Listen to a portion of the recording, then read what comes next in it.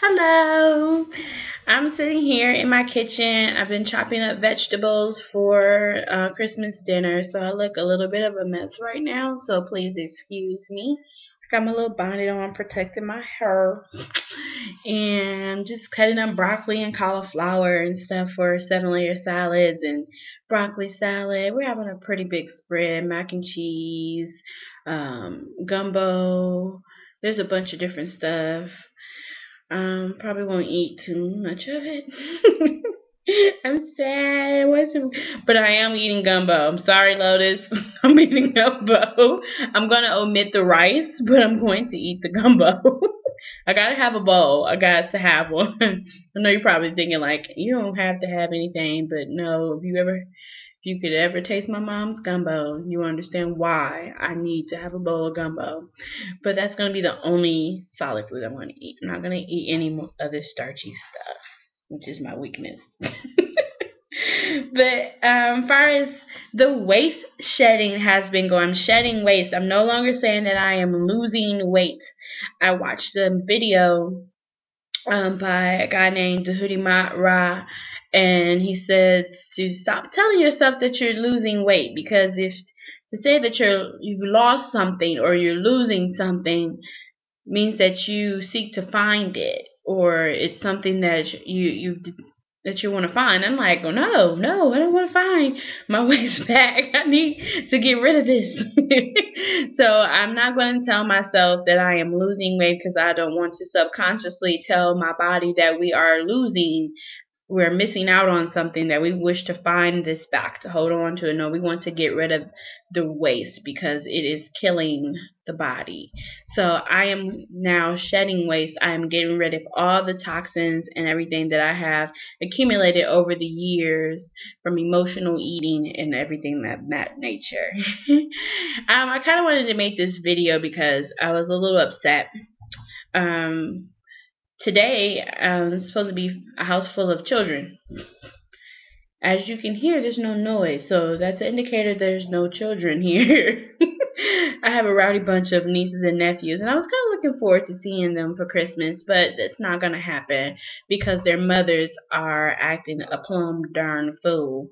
And I really don't understand why women think that holding their kid as a ransom against the baby's father's family is going to help them in any kind of way, shape, or form. Just because you're mad at the father of the child, excuse me. My nose itching. Just because you're mad at the father of the child doesn't mean that you have to keep the child away from the family. I mean, there's grandmothers and stuff involved. There's aunties. There's other people, and one of the heifers, I'm gonna say heifers, one of the heifers that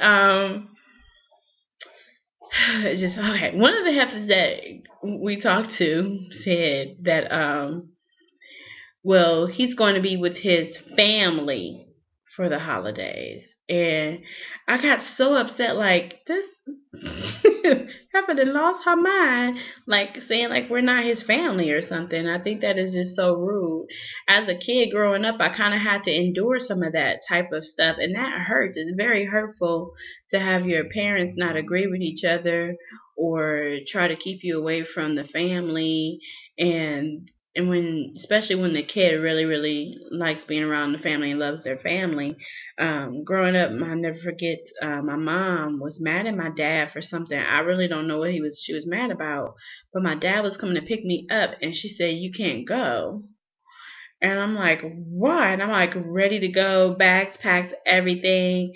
And she's like, you can't go. I said, you're going to take your stuff back. I'm like, no. So I'm at the door screaming because I wanted to go with my dad. And my dad was like, I'm sorry, but your mom is saying I can't take you. And I was like, forget her.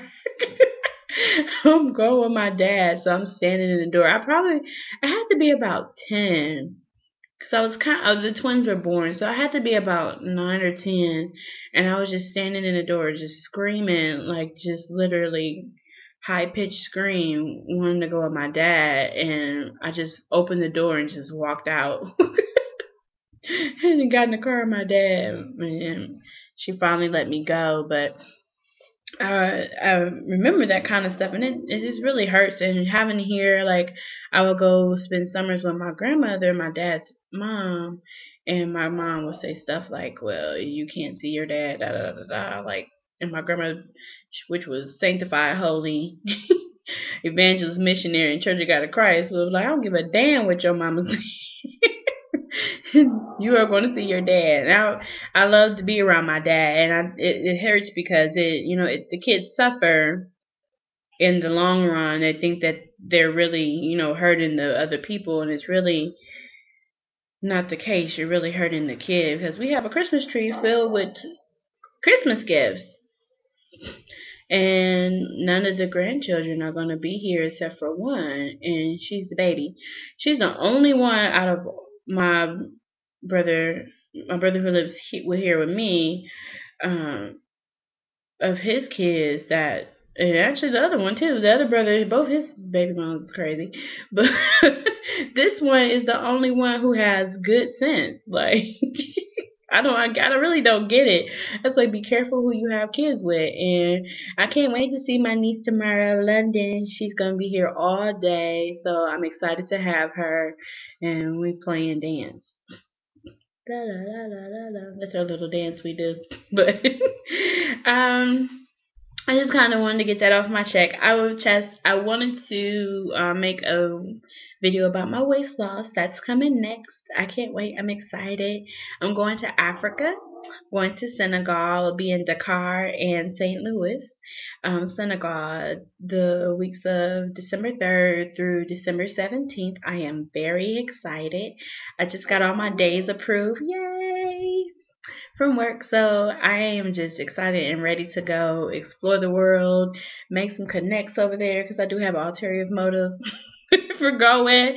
So I just can't wait to talk to you guys again. Be doing some stuff on what I've been doing as far as juicing and with the herbs, Universal Love, which is awesomeness.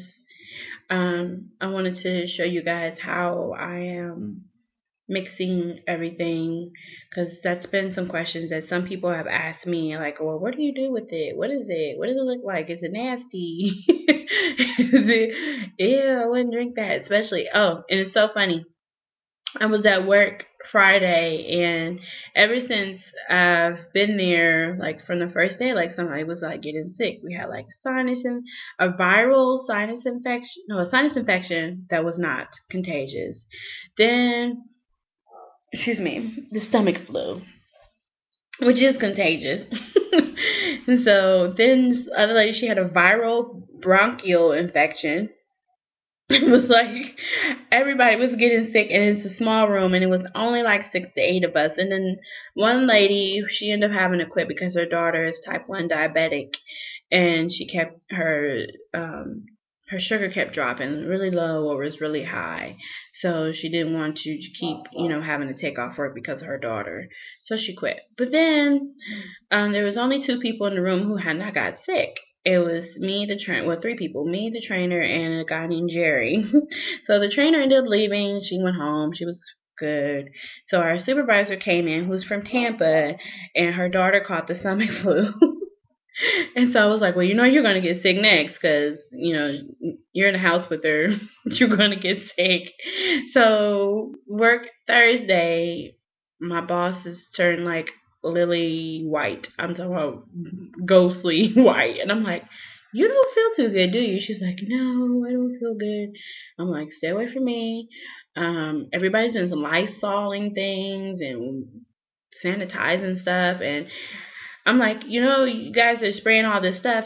You can't do that. It's gonna make you sick. You can't spray all this stuff all the time. You're gonna get immune to it. So, long story short, she's sick on Thursday. She's in the bathroom, you know, giving honor to the porcelain god. And the next day, coming to work, Jerry is sick, and I'm the only one. Like, I keep telling you guys, they're like, why are you the only one who's not getting sick? We think you're the carrier. No, no, boo boo. thanks to Lotus and Universal Love and me drinking my lemon water and everything like that, I have not gotten sick, and I am thankful for it. Yay! So I do not look forward to getting sick. Right now, I do have a slight headache, but I am prone to migraines, and it's partly because I'm cleansing. I took some tea, and oh boy, the founder of Lotus husband, Raz. Oh boy. He calls it the doo-doo tea, and boy, I tell you, yeah, that's all I'm gonna say about that. But I look forward to talking to you guys later. And here's to your highest health. For those are the words of Lotus. Have a good night and Merry Christmas.